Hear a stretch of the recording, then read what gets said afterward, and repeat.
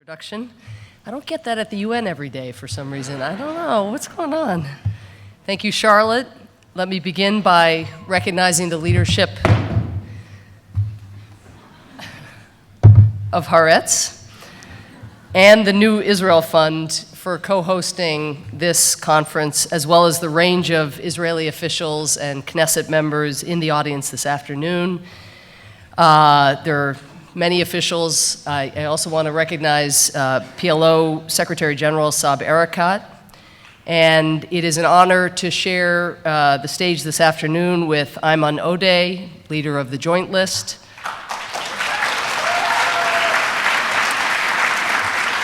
I'm happy also to have had the chance just now to catch up a little bit with Tzipi Livni, who has been so relentless in the pursuit of peace.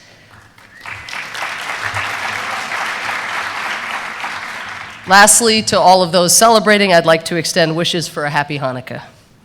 As you all know, a key theme of this conference is democracy. One of the many beliefs that the United States and Israel share is that a free and vibrant press is essential to a healthy democracy, both through informing citizens and holding accountable the governments they elect.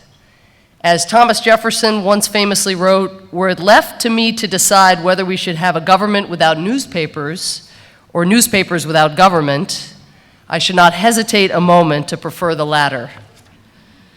It will come as no surprise to you all that I am an avid believer in the value of a robust press. I'm biased, of course. I began my career as a journalist covering the wars in the Balkans.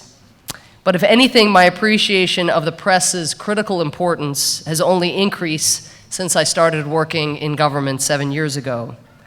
Despite what can at times feel, honestly, like a pummeling, our policies are improved every single day by hearing from the press, which can tell us what is happening outside what can often feel like a bubble. Haaretz has long understood strengthening Israel's democracy as part of its mission. Publisher Amos Shakin said that it was the aim of his father, Gershom, who edited Haaretz for more than 50 years, from 1939 to 1990, quote, to create a newspaper that would provide its readers with whatever information an active member of a modern democracy needs, end quote. For Haaretz, a key element of delivering that information has been trying to capture for its readers the perspectives of people in Israel from communities different than their own, communities they otherwise may have very little contact with, if any at all. It has meant, for example, embedding reporters in Palestinian communities as well as in Israeli communities, so as to be able to reflect the hardships, fears, and hopes of people living on all sides. And let me take a moment to recognize the leadership that Amos has demonstrated, together with Aluf Ben, in insisting that Haaretz hold fast to this approach and larger vision. The New Israel Fund, the other co-sponsor of this conference, has made it a core mission to build similar relationships and values in Israel's civil society, with the aim of promoting the rights and dignity of all of the nation's people. At its best, journalism and activism of this kind makes it easier for us to imagine ourselves in the shoes of another. Smart diplomacy is not so different. As everyone knows, some have been asking whether the closeness between the two democracies of Israel and the United States is somehow at risk, or if the United States will stay the steadfast partner to Israel it has been since the nation came into existence. The answer is simple. Yes, we will stay that partner. And today I want to challenge the premise of the question, speaking to two ways in particular that the United States continues to be an unparalleled partner to Israel. I think it is reasonable to assume that this audience is well informed on the security relationship between the United States and Israel, and that the vast majority of you have heard speeches on this topic by other members of the administration of President Obama, in whose cabinet I have the privilege of serving. It is critically important, this security relationship. It remains unrivaled and has never been greater. You're familiar with the empirical evidence that backs up this statement, from our commitment to maintaining Israel's qualitative military edge, to the exceptional access Israel enjoys to advanced U.S. military equipment, such as the F-35 fighters, to our joint funding and development of Iron Dome, Arrow, and David Sling missile defense systems. The list is long, the resources invested great, the commitment, above all, enduring. But today, I want to focus first on a different kind of defense relationship. I'm referring to our efforts to defend Israel at the United Nations and to fight every day for something that no nation should actually have to fight for: the ability to be treated just like any other country. That's the objective. It shouldn't be hard. Now, the UN is an institution that celebrates in its charter, quote, the equal rights of nations large and small, end quote. And yet, as you know well, unfortunately, the UN has been a place where Israel is not always treated fairly. Just a few weeks ago, we marked the 40th anniversary of one of the most infamous of those moments, the moment when a huge majority in the UN General Assembly voted to declare Zionism as a form of racism. 72 nations voted for that resolution 40 years ago, more than double the number that voted against it. While that deplorable resolution was revoked 16 years later by an overwhelming majority of UN member states, including many of those who had originally voted for it, bias against Israel at the UN does persist. Member states have sought to use the Security Council, the General Assembly, the Human Rights Council, and other UN institutions as platforms to try to delegitimize the country. And when they do, the United States pushes back. Consider the UN Human Rights Council, which has only one permanent agenda item devoted to a single country, that's Israel. Think about the absurdity of that for the moment, given the state of the world. The one country in the world with a standing agenda item is not Syria, which gasses its people, barrel bombs them without mercy. It is Israel. Before the United States rejoined the Human Rights Council in 2009, more than half of all country-specific resolutions it adopted focused on Israel. That is many more resolutions than are dedicated to North Korea, for example. Now, North Korea is a country where the UN estimates that between 80 and 120,000 people are being held in gulags, in which they are routinely tortured, raped, starved, and worked to death. Since the US has become a member of the Human Rights Council, we've helped cut the proportion of Israel-focused resolutions in half to 1/4 of all resolutions, and that is still far too high, but I think a measurable improvement that results largely from our efforts. We also fight relentlessly for Israel's full and equal participation in UN bodies. Again, this shouldn't be hard, but it is stunningly difficult. While membership in these groups may sound bureaucratic, and you may have to be a UN nerd like me to really follow all of the niceties, these are the places where actual UN policies are hammered out and where key UN leadership posts are determined. They're also a symptom of a phenomenon. For years, Israel was the only UN member state that was excluded from being in a regional body at the UN in Geneva. It was an orphan. And in New York, though its voting record coincided with other countries in a like-minded human rights caucus, Israel was shut out.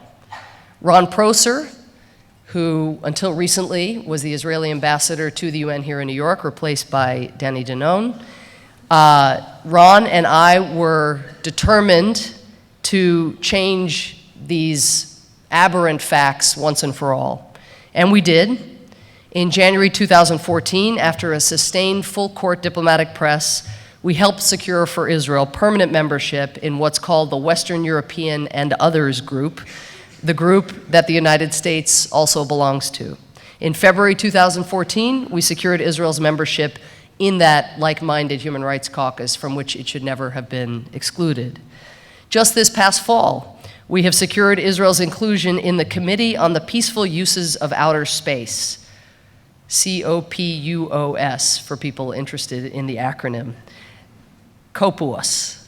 This is a body that has a global scope and includes a full range of countries, from those with massive space programs to those with none at all. Now, the practice with COPUOS over the course of 57 previous sessions had been to consider membership candidates as a single slate by consensus. Yet, when Israel was one of the 6 countries put forward as a bloc in June, a group of Arab states insisted that each candidate be voted on separately at the next meeting, so no more clean slate. In other words, breaking with convention in order to deny Israel's membership. We got to work, spending months methodically persuading other countries to co-sponsor a resolution that would ensure Israel was able to join COPUOS. We worked the phones, we cornered countries' representatives at the UN in strange places.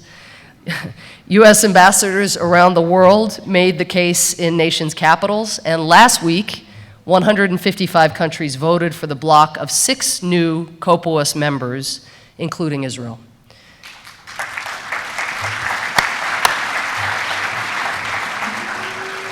And here's the even better news: not a single country opposed the vote.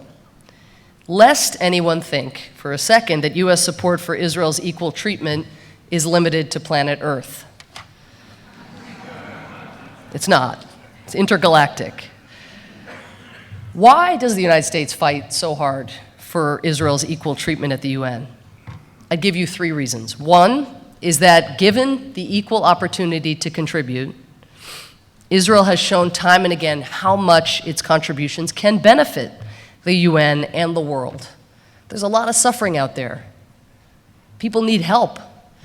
Consider Israel's participation in responses to global humanitarian crises like the recent Ebola outbreak in West Africa, a cause to which Israel gave one of the highest per capita contributions in the world.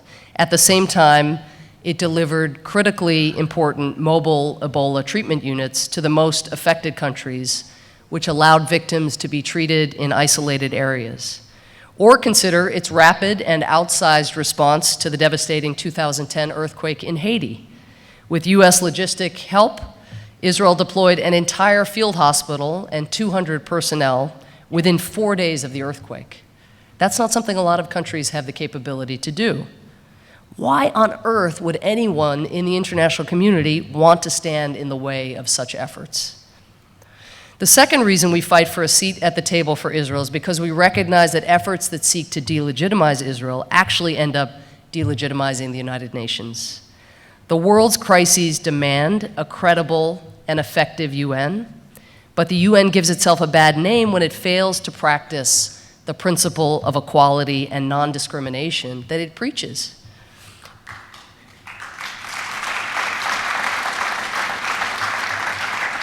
And this is what Chaim Herzog, Israel's permanent representative to the UN back in 1975, understood so clearly when the Zionism is Racism resolution was passed. Remember, he declared, quote, "The issue before this assembly is not Israel and is not Zionism. The issue is the fate of this organization," end quote. Daniel Patrick Moynihan, Herzog's US counterpart at the time, my predecessor, saw it similarly. He told the countries at the time of the vote, quote, "What we have at stake here is not merely the honor and the legitimacy of the state of Israel, but the integrity of the whole body of moral and legal precepts which we know as human rights," end quote. Those remain the stakes today. Third, and relatedly, we need a UN that is a model of equal treatment and anti-discrimination at a time when we are seeing an alarming rise around the world in anti-Semitism. As you all know, anti-Semitism is surging by every objective measure: reported harassment, polling data, violent attacks, posing a threat not only to Jewish communities around the world, but to liberalism and to pluralism everywhere. Even in Ireland, where Chaim Herzog and I both spent our childhood years, the Belfast building, where he was born in 1918, which was marked with a simple plaque celebrating his birth, was defaced with anti-Israel graffiti, and one group of vandals even tried to pry off the plaque with a crowbar. It got so bad that last year the plaque had to be taken down by local officials. Bougie Herzog, I think, was here earlier, and I can only imagine how painful it was and has been for his family to know that haters would not even leave a plaque to Chaim Herzog alone. This surge in hate is why it is so important that in January of this year, we joined Israel and the European Union in sponsoring the first ever meeting on anti-Semitism in the UN. And it took place in the very same chamber where the Zionism is Racism resolution was passed 40 years before. More than 50 countries and organizations came together to condemn this horrific problem and pledged to take concrete and urgent steps to confront it. Implementation and follow-through is key, but this is the role the UN can and must play. Now, the other area in which the United States has been a partner to Israel is in our efforts to achieve a lasting peace between Israel and the Palestinians, as well as between Israel and its Arab neighbors. President Obama's commitment to achieving a two-state solution has been unwavering, and it has been driven by his deeply held conviction, as he said in Jerusalem in March of 2013 and has repeated consistently since, that, as he puts it, peace is necessary, just, and possible. We believe that to this day, and we remain committed to Israel's future as a secure, democratic, and Jewish state. And we are committed to an independent and viable Palestinian state where Palestinians can live with freedom and with dignity. We are under no illusions that achieving peace will be easy. We know that it will take a dedicated commitment by both parties and a willingness on the part of leaders to make tough choices. We also know that it is up to both Israelis and Palestinians to take the steps necessary to make it possible and to ensure that words are backed up by actions. But the reality is that we have not seen a sufficient commitment to make these tough choices from either side in recent years, despite ongoing U.S. efforts to bridge the differences between the parties. The recent violence has been terrifying, and we have been clear that it must stop. There is never and will never be any justification for attacks targeting civilians. We condemn these attacks in the strongest possible terms and mourn for the victims and their families. Victims like 18-month-old Ali Dawabshe, who was killed along with his parents by the firebombing of his family's home in Duma in July. And victims like Richard Lakin, a 76-year-old Israeli-American citizen, English teacher to Jewish and Arab students, and grandfather of 8 who was killed as the result of a stabbing attack on a public bus in Jerusalem in mid-October. Those responsible for these and other deplorable attacks must be held accountable, and the attackers must be unequivocally condemned by leaders on all sides and by people everywhere around the world. Let me, for a moment, speak not as a diplomat, but as a mother. I have 2 children, a 6-year-old boy, Declan, and a 3-year-old, Rian, and I cannot imagine what it must feel like for mothers or fathers to see their kids off every morning and worry that they might not make it home. An Israeli 10th grader recently told one reporter, "I'm petrified. Children are scared to leave the house. They won't go to the shop or walk around the neighborhood." A Palestinian father said, "I don't feel safe. The best strategy for me was to keep the children home from school." In Jerusalem, an Israeli shopkeeper described a wholly new mode of interaction with customers who, quote, came, bought, and fled, end quote. He explained, people are afraid. And a Palestinian shopkeeper in the old city said, "When I prepare the juice, I'm scared to cut the oranges in case someone sees me with the knife and shoots me." I understand that this fear can be extremely powerful, overwhelming even. Look at recent events in the United States. Following the horrific attack in San Bernardino, we have seen how acts of terror not only spur legitimate fear, but also can be used by some cynical political actors to stoke prejudice and hatred. But as one of the great UN diplomats, Sergio Vieira de Mello, who unfortunately, tragically was killed by a suicide bomber in Iraq, once said, "Fear is a bad advisor." Fear is a bad advisor. And that is true whether our fears are born out of genuine anguish about rising violence or for some other reason. Fear is a bad advisor. As we have said publicly and privately to both sides, ongoing attacks like these, incitement to violence, settlement activity, home demolitions, and other current trends are endangering the viability of a two-state solution. They must be stopped and reversed in order to prevent a one-state reality from taking hold. These trends, as Secretary Kerry pointed out last week at the Saban Forum, are crushing the hopes of people on both sides for peace.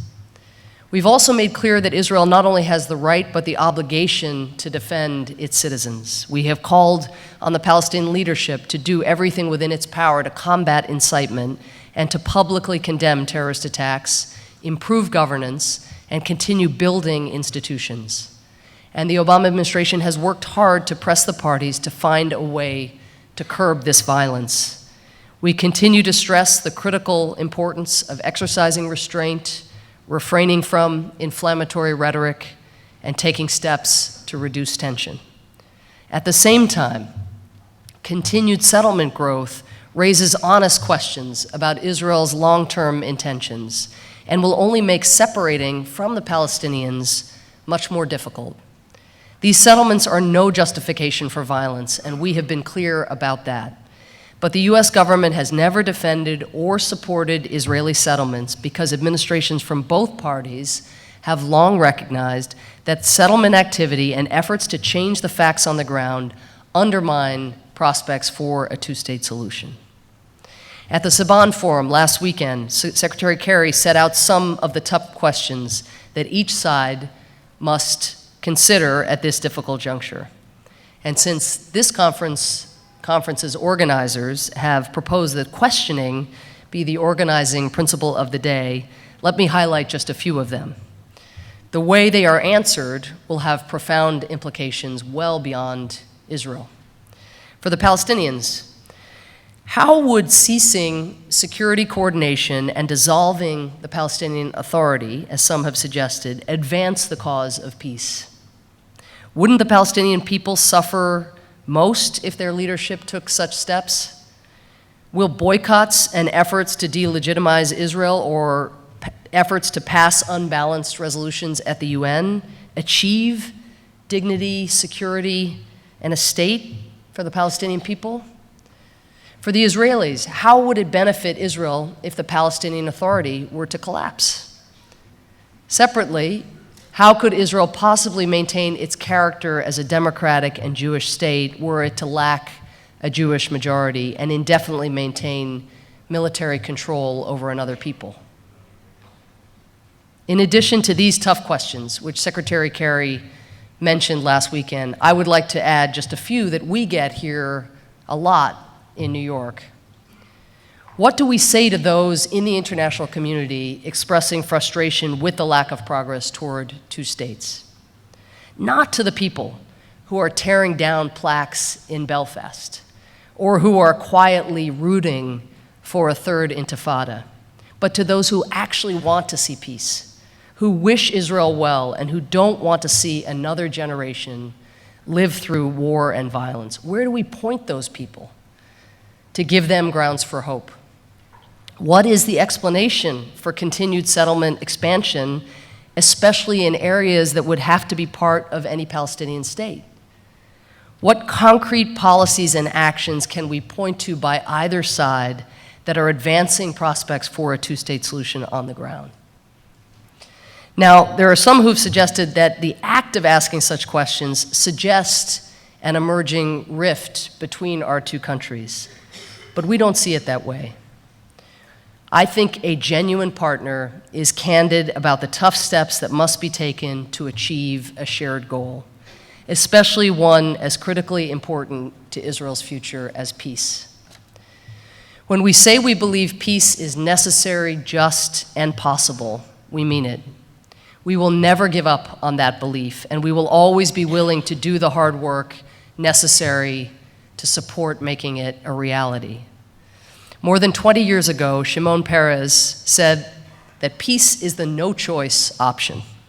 If we accept, as he said, quote, that the vision of the future should shape the agenda of the present, end quote, and I hope all of us do, then peace is the only course because there is no other path that can lead concretely to a better future for coming generations of Israelis and Palestinians.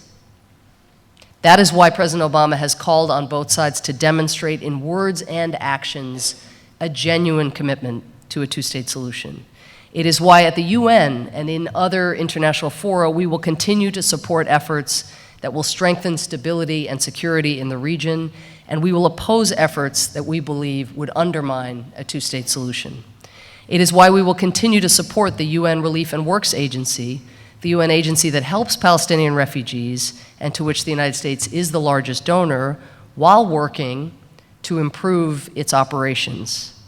It's why we'll continue to contribute to UN-led reconstruction efforts in Gaza and speak up for Israel's right to defend itself. And it is why we remain committed to diplomacy and will continue to participate actively in the quartet.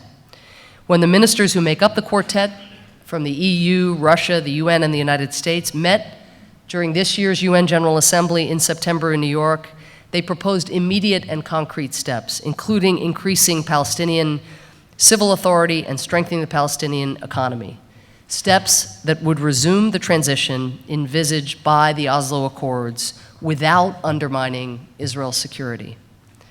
If taken, steps like these could begin to reduce tension, rebuild a baseline of trust, and lay the foundation for the bigger, more complex decisions that will need to be made down the road. These steps can also help make Israelis and Palestinians believe that a political process has a chance of eventually fulfilling their legitimate aspirations to two states for two peoples in security and in peace. Let me conclude.